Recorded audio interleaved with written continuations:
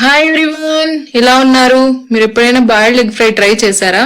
చేయకపోతే ఈసారి ట్రై చేసి చూడండి. టేస్ట్ అయితే హైలైట్ ఉంటుంది.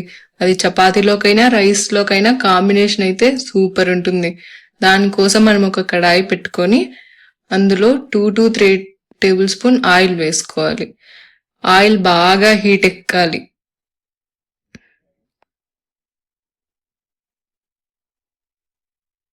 ఆయిల్ హీట్ ఎక్కాక అందులో 1 టేబుల్ స్పూన్ షాజీరా వేసుకొని తర్వాత మీరు చేసుకునే క్వాంటిటీకి తగ్గట్టు చిల్లీస్,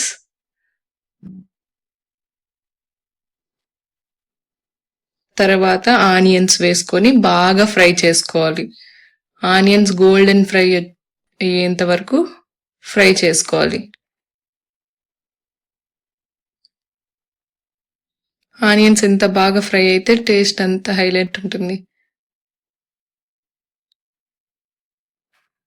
తర్వాత మీరు డ్యాన్స్ చేసుకుంటారా, పాటలు పాడుకుంటారా, అది మీ ఇష్టం. సారీ, ఆ గ్యాప్లో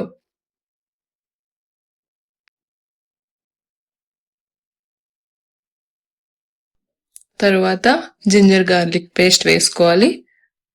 బాగా ఫ్రై చేసుకోవాలి.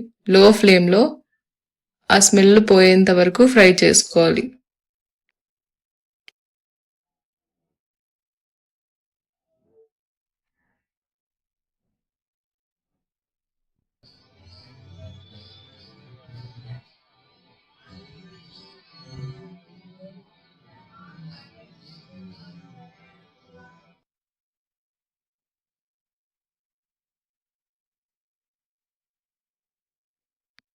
తర్వాత టొమాటో వేసుకోండి. టొమాటో బాగా మగ్గేంత వరకు ఫ్రై చేసుకోండి. టొమాటోని మధ్యలో మధ్యలో నొక్కుతూ ఫ్రై చేసుకోండి.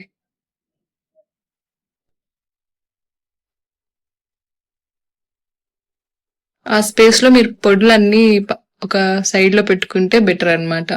ఒకటొకటి వేసేటప్పుడు మసాలా అనేది మాడిపోతుంది. అందుకే మనం అన్నీ ఒక దగ్గర పెట్టుకున్నామంటే ఈజీగా వేసేయచ్చు. మీన్స్ మాడకుండా ఉంటుంది మసాలా.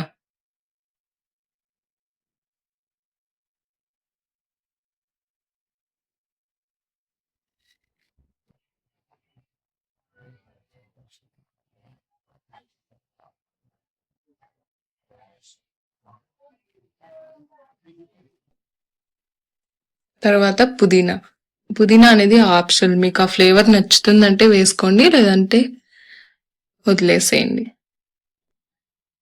తర్వాత బాయిల్డ్ ఎగ్స్ ఉడుకు పెట్టుకొని దాన్ని కట్ చేసుకొని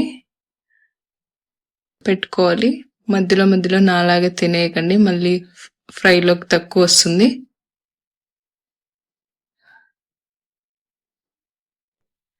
సో మసాలాలు తీసి పెట్టుకున్నా కదా, ఇవి కారం, ధనియాల పొడి అండ్ సాల్ట్ వేసుకోండి. గరం మసాలా అనేది లాస్ట్లో వేసుకోవాలంట. మనకి ఆత్రం కదా, తెలియక స్టార్టింగ్లోనే వేసేసుకున్నా. ఇంకా లాస్ట్లో మనం దించుతాం అనే ఒక 2 minutes అంటే ఆఫ్ చేస్తాం అనే 2 minutes ముందు వేసుకోండి గరం మసాలా.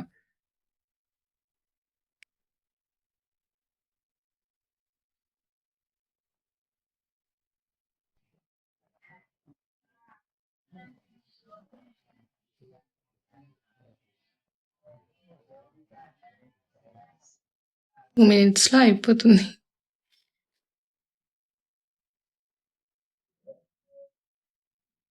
టూ మినిట్స్ లో ఫ్లేమ్లో